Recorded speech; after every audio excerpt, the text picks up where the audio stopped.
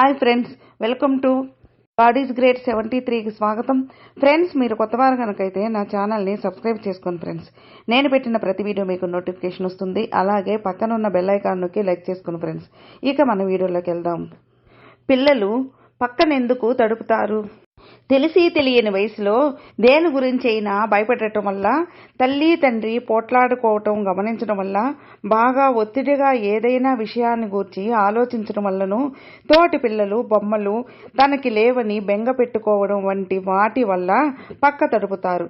కానీ పిల్లల మనసు తెలుసుకొని ధైర్యము ప్రేమ రంగరిస్తే ఆ అలవాటు క్రమంగా మానేస్తారు. చిన్నతనంలో తల్లి తండ్రి ప్రేమ, వయసులో స్త్రీకి పురుషుడు, పురుషులకు స్త్రీ ప్రేమ, పెళ్ళైన తర్వాత ధనము మధ్య వయసులో కూడబెట్టుకున్న ధనము, ఆపై ఆధ్యాత్మిక భావన, ఇవి ఎంతో అవసరం. ఏది తప్పినా దురదృష్టవంతుల క్రిందలెక్కే. ఉత్తమ లక్షణాలనగా ఏవి? ఏ పలుకు, ఏ పని తనకి అయిష్టమో బాధకరమో అట్టి వాటిని ఇతరులకు చెప్పుట చేయరాదు. కోపాద్వేషాలతో ఎవ్వరిని దూరం చేసుకోకుండా అత్యుత్తమ సభ్యతతో ప్రవర్తిస్తూ, కనులకు చేతులకు కాళ్లకు గల చాపెల్యతను విడిచి పెడతాడో వానియే ఉత్తమ లక్షణాలు. తనెంత గొప్ప స్థితిలోనున్నా అర్హుడైన వారిని పూజించుట, గౌరవించుట చేయవాడు ఉత్తముడు. దానంగా ఇచ్చిన దాన్ని తిరిగి తీసుకొనకపోవడము, అట్లే ఇచ్చిన దానాన్ని నలుగురికి తానే చెప్పుకోవటం తగదు. దానివల్ల దాన ఫలం తక్కదు. క్షత్రియుడికి మాత్రమే ఇచ్చిన దానాన్ని చెప్పుకునే హక్కు ఉంది. మాట్లాడే ప్రతి మాట ఎదుటి వారికి ప్రియంగా, హితంగా, సరళంగా ఉండాలి. సత్యాన్నే పలుకుతున్నా వినేవారికి అసత్యం ఉన్నట్లు తోచేలా మాట్లాడరాదు. సర్వ మాటలకి సత్యమే ప్రాణము మూలము. శివలింగం ఇంట్లో ఎందుకు పెట్టుకోకూడదు? శివునికి నిత్య పూజ జరగాల్సిందే. అలా చేయగలిగితేనే శివలింగాన్ని ఇంట్లో ఉంచుకోవాలి. శివలింగానికి నిత్యం ఖచ్చితమైన సమయంలో అభిషేకము, నివేదన జరగాలి. అలా నిష్ఠగా చేస్తే పరిస్థితులు ఈ పోటీ ప్రపంచంలో లేవు. కనుక శివలింగాన్ని అలా నిత్య పూజ చేయలేనప్పుడు మహాశివుని ఆగ్రహానికి గురి కావడం కన్నా మీకు దగ్గరలోని గుడిలో శివలింగాన్ని ఇచ్చివేయటం మంచిది. నమ్మిన వారిని వదిలేస్తే ఎంతటి పాపము! శరణాగతునకు ద్రోహం చెయ్యటం, స్త్రీని చంపటము, సద్బ్రాహ్మణుని ధనాన్ని హరించటము, మిత్రద్రోహం చెయ్యటము వలన ఏ ఏ పాపాలు సంక్రమిస్తాయో అట్టి పాపం నమ్మిన వారిని వదిలేస్తే వస్తుంది. భార్య నమ్మి వస్తుంది, ఆమెను వదిలేయటం. తమ్ముడు అన్నని నమ్ముతాడు, అలాంటి అన్న తమ్ముడిని మోసం చెయ్యడం, ఇలాంటివన్నీ పై పాపాలతో సమానం. రాహుకేతువులకి ప్రదక్షిణం చేయాలా? గ్రహాలకి రాజు సూర్యుడు అన్ని గ్రహాల మధ్యన ఉంటాడు. చంద్రుడు ఆగ్నేయంగా ఉంటాడు, అంగారకుడు దక్షిణంగాను, బుధుడు సూర్యునకు ఈశాన్యంగాను, బృహస్పతి ఉత్తర దిక్కుగాను ఉన్నారు. తూర్పున శుక్రుడుంటాడు, పశ్చిమ దిక్కున శనైశ్వరుడు, నైరుతిలో రాహువు, వాయువులో కేతువు ఉంటారు. అయితే గ్రహాలన్నీ ఒకే విధంగా ఉంటే రాహుకేతువులు వేరుగా అప్రదక్షిణంగా తిరుగుతున్నట్లు ఉంటాయి. అయినా మనం ఆయా గ్రహాల పూజల ప్రకారమే చేయాలి. అప్పు తీసుకోవడానికి ధర్మరాజే వెనుకడుగు వేశాడా? ధర్మరాజు ధర్మం తప్పనివాడు. ఏ ధర్మ సూక్ష్మానికైనా ధర్మార్జునుడినే అడుగుతాడు. ఆ కాలంలో ఓసారి ధర్మరాజు కుబేరుడిని వద్ద ధనాన్ని అప్పుగా తీసుకోవటానికి వెళ్ళాడు. అప్పుడు ధర్మరాజు యొక్క ధర్మగుణాన్ని పరీక్షించదలిచి, ధర్మరాజా, రుణము తీసుకున్నప్పుడు ఆనందించినంతగా తిరిగి ఇచ్చేటప్పుడు ఆనందిస్తూ ఇవ్వగలవా అని అంటే ధర్మరాజు మారు మాట్లాడకుండా వెనక్కి వచ్చేశాడు. మన భూమిలో అయస్కాంత శక్తి ఉత్తర దక్షిణులుగా ఇమిడి ఉంటుంది. మనము అలానే నిద్రపోయామంటే ఉత్తర దక్షిణాల్లో ఇమిడి ఉన్న అయస్కాంత శక్తి తరంగాలు మన మెదడులోని శక్తివంతమైన విద్యుత్ తరంగాలని తగ్గించి వేస్తాయి. దానివల్ల అనేక ఆరోగ్య మానసిక సమస్యలు, రక్త ప్రసరణ వ్యవస్థలో మార్పు వస్తుంది. మెదడులో లోపాలు తల ఎత్తుతాయి. అలా కాకుండా తూర్పు పడమరల వైపు నిదురిస్తే మెదడు సుఖవంత స్థానంలో ఉండి మెరుగుపడుతుంది. రక్త ప్రసరణ సరిగా జరిగి శరీరాన్ని ఉత్తేజం చేస్తుంది. గాయత్రి మంత్రంకి అర్థం ఏమిటి? అన్ని మంత్రాలలో కన్నా శ్రేష్టమైనది గాయత్రి మంత్రం.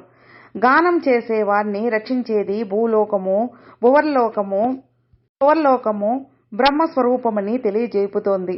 ఓం భూర్భువస్వః తత్సవితుర్వరేణ్యం భర్గో దేవస్య ధీమహి ధియో యో నః ప్రచోదయాత్ అన్నదే గాయత్రి మంత్రం. తమలపాకంటే సకల దేవతలకి స్థానమా? అవును, అందుకే ప్రతి శుభకార్యానికి తమలపాకును తప్పనిసరిగా వాడుతారు. నాగవల్లి దళమనే తమలపాకు దేవతాదళము.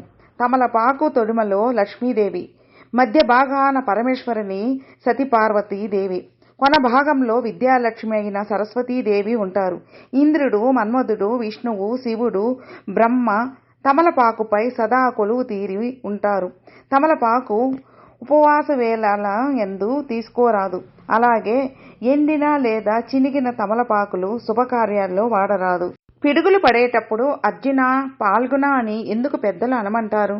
వర్షం పడే సమయంలో పిడుగులు పడటం ప్రకృతి ధర్మం. ఆ సమయంలో చెట్టు క్రింద ఉండకూడదు. అలానే అర్జున, పాల్గొన అనమనటంలో ఓ గొప్ప ఇతిహాస కథ కూడా ఉంది. మహాభారత గాథలో అజ్ఞానవాసాన్ని ముగించిన అర్జునుడు ఆయుధాల కోసం ఉత్తరుడిని శమీవృక్షం వద్దకు తెస్తాడు. ఉత్తర గోగ్రహణం ద్వారా గోవులను తరలించుకుపోతున్న దుర్యోధన కర్ణాదులను ఎదుర్కోవటానికి ఆయుధాలను శమీవృక్షం మీద నుంచి క్రిందకు తెమ్మంటాడు. అప్పుడు ఉత్తర కుమారుడు భయపడుతుంటే తనకున్న 10 పేర్లను చెప్పి ఉత్తర కుమారుడి భయం పోగొట్టి ధైర్యాన్ని కలిగిస్తాడు.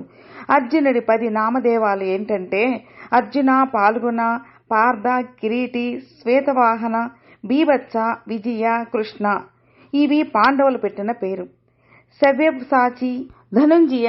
కావున అర్జునుడి 10 పేర్లలో పిడుగులు పడ్డప్పుడు ఏ పేరు తలచినా భయం తీరుతుంది. కొన్ని ప్రాంతాల్లో పిడుగు పడుతున్నప్పుడు అర్జునుడి రథచక్ర శూల విరిగిందని అదే పిడుగని చెబుతారు. అలా చెప్పటంలో కూడా అర్జునుడిని తలచి వినిపించటమే. శ్రీశైలంలో ఇచ్చే యాగభస్మంలో ఎన్ని వనమూలికలుంటాయో తెలుసా?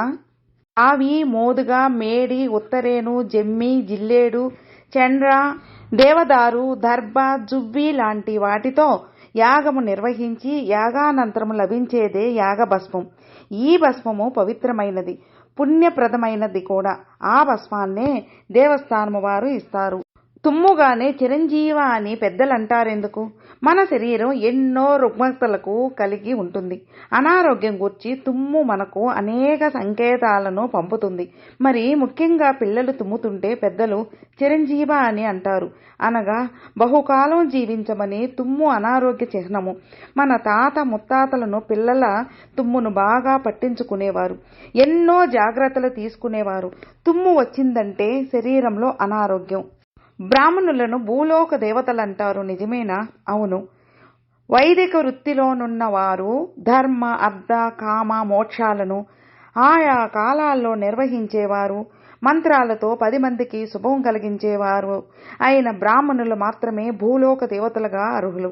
అలాగే వేద మంత్రాలను ధనానికి కాకుండా పరులకు లోక కళ్యాణం కొరకు ఉపయోగించేవారు, ఆడంబరాలకు దూరంగా ఉండేవారు, అసత్యమాడని వారు, పరనిందలు వేయని వారు, శాస్త్రాల సారాన్ని తెలుసుకున్నవారు భూలోక దేవతా దూతలే. గడపని తొక్కటం, కూర్చోవటం చెయ్యకూడదని, అలాగే గడపకి పసుపు రాయటంలో ఆంతర్యం ఏమిటి? అసుర సంధ్య వేళ శ్రీ మహావిష్ణువు నరసింహావతారం ఎత్తి ఉగ్రుడై హిరణ్యకశిపుడిని సంహరించాడు. అట్టి గడప శ్రీ మహావిష్ణువు స్థానం. దానికి తోడు గుమ్మం వద్ద వ్యతిరేక తరంగాలు ప్రసరిస్తుంటాయి. గడప అంటే లక్ష్మీదేవి కూడా. అందుకనే లక్ష్మికి ఇష్టమైన పసుపుతో అలుకుతారు, మంగళకరమైన కుంకుమతో బొట్టు పెడతారు. పూర్వకాలంలో పాములు ఎక్కువ తిరుగుతుండేవి.